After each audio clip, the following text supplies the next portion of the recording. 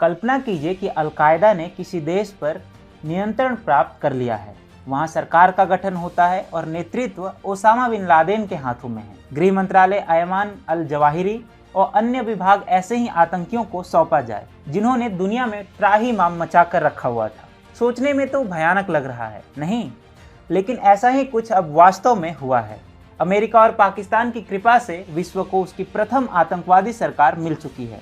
जो स्वप्न ISIS, al Qaeda और मुल्ला ओमर के नेतृत्व वाला तालिबान भी कभी यथार्थ में परिवर्तित नहीं कर पाया, वो आखिरकार मुल्ला बरादर के नेतृत्व में तालिबान ने कर दिया है। इसके मंत्रियों में एक से बढ़कर एक आतंकी भरे पड़े हैं, जिनमें से अधिकतर अमेरिका से लेकर दुनिया भर के क्राइम पोर्टल्स जैसे इंटरपोल के मोस्ट वांटेड लिस्ट में शामिल हैं।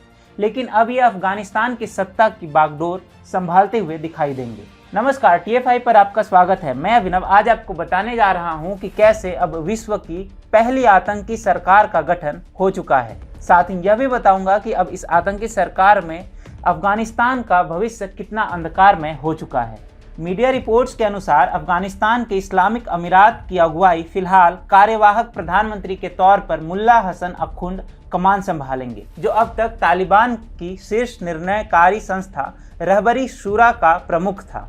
एक संयुक्त राष्ट्र की सैंक्शन रिपोर्ट में उसे उमर का करीबी सहयोगी और राजनीतिक सलाहकार बताया गया था। उसे पहले ही संयुक्त राष्ट्र द्वारा ब्लैक लिस्ट किया जा चुका है। वहीं मुल्ला अब्दुल गनी बरादर को उप प्रधानमंत्री का पदभार दिया गया है। संयुक्त राष्ट्र सैंक्शन नोटिस में कहा गया है कि तालिबान सरकार के पतन के बाद बरादर ने नाटो बलों पर हमले के लिए जिम्मेदार एक वरिष्ठ सैन्य कमांडर का पद संभाला था। नवनियुक्त सदस्यों में से कम 5 सदस्य संयुक्त राष्ट्र द्वारा निर्धारित आतंकवादियों की सूची में हैं। अब्दुल सलाम हनफी को इस नई सरकार का दूसरा उप प्रमुख भी नामित किया गया है। मुल्ला याकूब को रक्षा मंत्री बनाया गया है और अल्हाज मुल्ला फजल तालिबान के सेनाध्यक्ष हैं।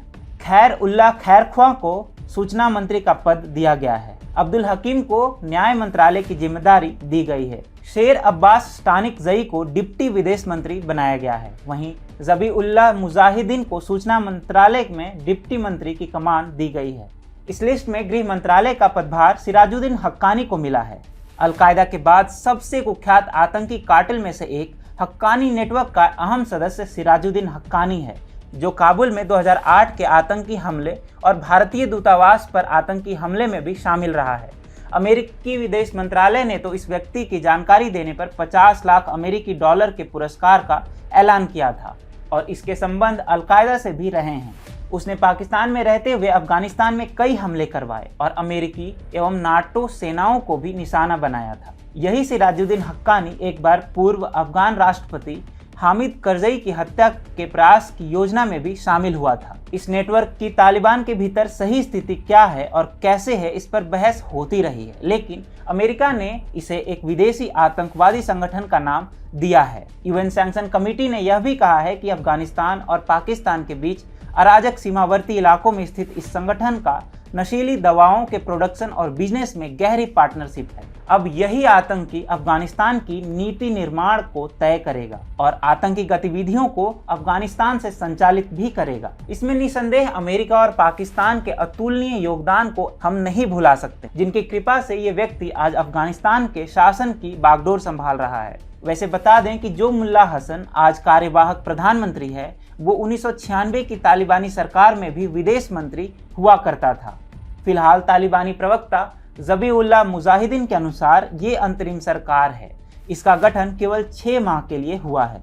बता दें कि 16 अगस्त तक तालिबान ने अधिकांश अफगानिस्तान और काबुल पर कब्जा जमा लिया था। पंजशीर घाटी में कई क्रांतिकारी अब भी उनका विरोध कर रहे हैं, लेकिन वे कब तक टिके रहेंगे इसका कोई भरोसा नहीं है। जिस प्रकार से इस आतंकी सरकार का गठन हुआ है, जहां एक से बढ़कर एक आतंकी शामिल हैं, उससे यह स्पष्ट है कि अफगानिस्तान के लोगों का भविष्य अब गर्त से भी बदतर स्थिति में पहुंच चुका है, जहां उन्हें न तो मानवाधिकार मिलेंगे और न ही जीने का अधिकार।